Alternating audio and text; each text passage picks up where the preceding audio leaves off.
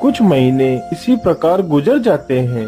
राजा विक्रमादित्य की हालत बहुत ज्यादा बिगड़ जाती है। उन्हें मच्छर मक्खियां तक परेशान करने लगते हैं। तेल ले लो, तेल एकदम शुद्ध तेल है। ले लो बेटा, बहुत अच्छा तेल है। अरे माता जी, क्या आप मुझे थोड़ा सा तेल दे सकती हैं? मुझे यहाँ मक्खियाँ बहुत परेशान कर रही हैं। यदि थोड़ा सा तेल लगा लूंगा तो ये मक्खियाँ चली जाएंगी। मुझे लगता है यह कोई पीड़ित है। मुझे इसकी मदद करनी चाहिए। ठीक है बेटा, तुम परेशान मत हो।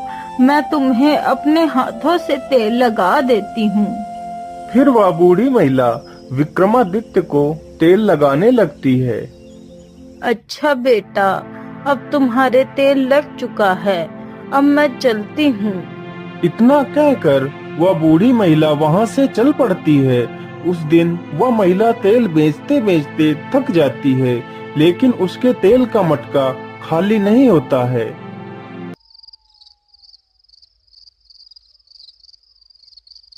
अरे माँ जी, आपको तो बुखार हो गया है। नहीं बेटा, मुझे बुखार नहीं हुआ है।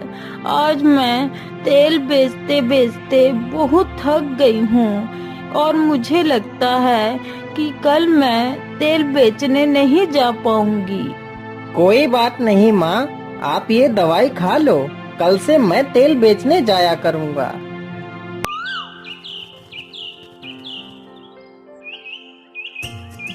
सुबह होते ही संतू तेल का मटका सिर पर रखता है और तेल बेचने के लिए निकल पड़ता है। चलते चलते संतू उसी जगह से गुजरता है जहाँ पर राजा विक्रमादित्य पड़े हुए थे। अरे तेल वाले भैया, कृपया मुझे थोड़ा सा तेल दे दीजिए। मुझे ये मक्खियाँ परेशान कर रही हैं। मैं इस तेल को अपने शरीर पर लगाऊंगा, लेकिन भैया मेरे पास पैसे नहीं हैं। अच्छा, पैसे हैं नहीं और तेल चाहिए? क्या सुबह सुबह तुझे मैं ही मिला था तेल मांगने के लिए? तूने तो आज मुझसे तेल मांगकर मेरा दिन ही खराब कर दिया। मुझे लगता है आज मेरा कोई तेल भी नहीं खरीदेगा। इतना कहकर संतू वहाँ से चला जाता है। तेल ले लो तेल, देखिए कितना अच्छा तेल है। आइए भैया, तेल ले जाइए। संतू पूरे दिन घूमता है, लेकिन उसका तेल कोई नहीं खरीदता। संतू को तेल बेचते बेचते शाम हो जाती है। क्या बात है, आज कोई तेल खरीद क्यों नहीं रहा है? क्या आज मेरा दिन खराब हो जाएगा? मुझे नहीं लगता कि आज मेरा तेल बिकेगा भी। चलो अब वापस चलता हूँ। संतू घर की ओर चल देता है। तभी उसका पैर जमीन पर पड़े पत्थर से टकराता है और वह जमीन पर धड़ाम से गिरता है। उसका तेल का मटका टूट जाता है। अरे राम राम राम, ये क्या हो गया? इतना भारी नुकसान हो गया। ओफो।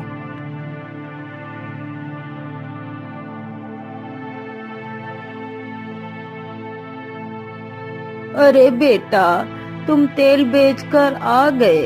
तेल बिक गया कि नहीं? नहीं नहीं माँ, आज तो तेल की एक बूंद भी नहीं बिकी और तेल का मटका भी टूट गया।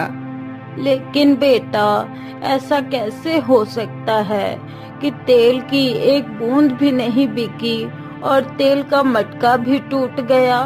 क्या बताऊँ माँ, आज सुबह सुबह जब मैं तेल बेचने के लिए निकला था, तभी मुझे एक भिखारी मिल गया और उसने तेल मांगकर मेरा पूरा दिन खराब कर दिया। तो बेटा, क्या तुमने उस भिखारी को तेल दिया या नहीं? नहीं माँ, मैंने उस भिखारी को तेल नहीं दिया था, क्योंकि वह भिखारी मुफ्त में ही तेल मांग रहा था। अरे बेटा, ये तुमने क्या कर दिया? तुम्हें उस भिखारी को तेल देना चाहिए था। जरा से तेल में तुम्हारा क्या बिगड़ जाता?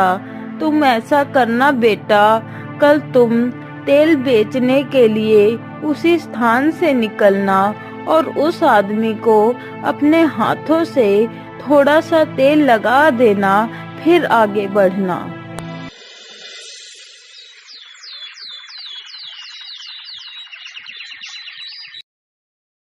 संतू सुबह होते ही तेल का मटका लेकर निकल पड़ता है।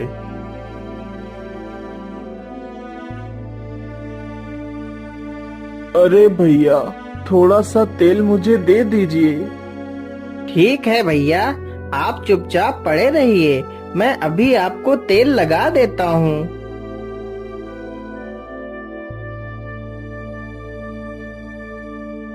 फिर संतू विक्रमादित्य को तेल लगा देता है और वहां से चल देता है। उस दिन संतू तेल बेचते बेचते थक जाता है, लेकिन उसका मटका खाली नहीं होता।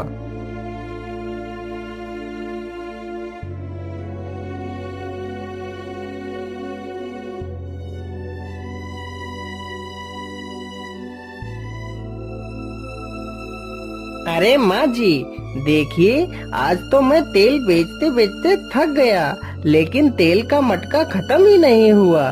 देखिए माँ, आज तो मटका पूरी तरह तेल से भरा हुआ है। अरे बेटा, यह सब चमत्कार उस आदमी के कारण ही हुआ है। वह कोई साधारण आदमी नहीं है। बेटा, तुम ऐसा करो, कल उस आदमी को अपने घर उठाकर ले आना। वह कोई जरूर एक महान आत्मा है। अगले ही दिन संतू ऐसा ही करता है, विक्रमादित्य को अपने घर ले आता है। फिर संतू विक्रमादित्य की खूब सेवा करता है। एक दिन की बात है। संतू, हमारे साथ चलो, तुम्हें महाराज ने बुलाया है।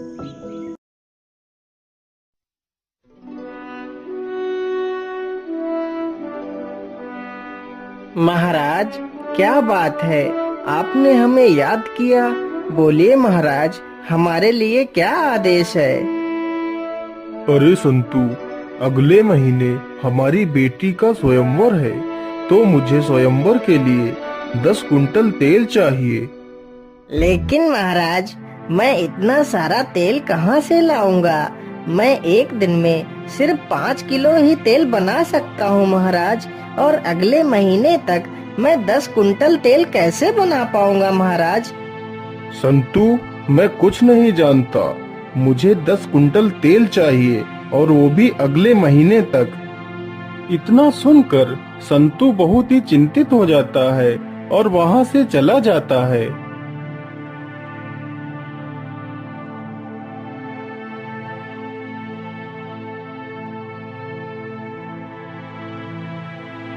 क्या बात है भाई, आज तुम बहुत ही चिंतित दिखाई दे रहे हो। क्या बताऊं भैया, आज मैं बहुत परेशानी में हूँ। समझ नहीं आ रहा कि क्या करूं। अरे भाई, ऐसी कौन सी समस्या आ गई जो तुम इतना परेशान हो रहे हो, बताओ मुझे। अरे भैया, मैं परेशान इसलिए हूँ क्योंकि अगले महीने राजा की बेटी का स्वयंवर है, तो राजा ने मुझसे 10 कुंटल तेल मांगा है। लेकिन मैं 10 कुंटल तेल अगले महीने तक कैसे बना पाऊंगा, जबकि मैं एक दिन में 5 किलो ही तेल निकाल पाता हूँ। यदि राजा को तेल नहीं दिया तो राजा मुझे फांसी पर ही चढ़ा देगा। अरे भाई, तुम परेशान मत हो, राजा से कह दो यदि आपको 10 कुंटल तेल चाहिए तो अपने महल से लेकर हमारे घर तक एक नाली बनवा दे, क्योंकि इतना सारा तेल हम लेकर तो नहीं आ सकते, इसलिए हम अपने घर से ही तेल बना बनाकर नाली में डालते रहेंगे। जो तेल आपको आसानी से आपके घर तक पहुंच जाएगा। फिर संतू यह खबर राजा तक पहुंचा देता है। राजा का तुरंत आदेश हुआ और नाली बननी चालू हो गई। कुछ दिनों में ही नाली बनकर तैयार हो जाती है। अरे भैया, आपके कहे अनुसार मैंने राजा से नाली तो बनवा ली, लेकिन इतना सारा तेल कहाँ से लाऊं? संतु, तुम परेशान मत हो। तुम अपने तेल से भरे हुए मटके को मेरे पास लेकर आओ। फिर संतु राजा को तेल से भरा हुआ मटका दे देता है, तो राजा मटके से तेल उस नाली में गिराने लगता है। राजा मटके से तेल सुबह से लेकर शाम तक गिराता है, लेकिन मटका तेल से खाली नहीं होता। उधर राजा का पूरा कुंड तेल से भर जाता है। सैनिकों, जाओ और संतु से कह दो कि तेल 10 कुंटल से भी ज्यादा हो गया है। अब वह तेल गिराना बंद कर दे। सैनिक तुरंत ही संतु के घर पहुंच जाते हैं और राजा का आदेश सुना देते हैं। इस प्रकार की घटना देखने के बाद संतु बहुत खुश हो जाता है। हे प्रभु, मैंने आपकी पूजा सच्चे दिल से की है और हमेशा की तरह मैंने बस आपसे यही मांगा है कि मेरे वर राजा विक्रमादित्य ही हों और दूसरा कोई नहीं।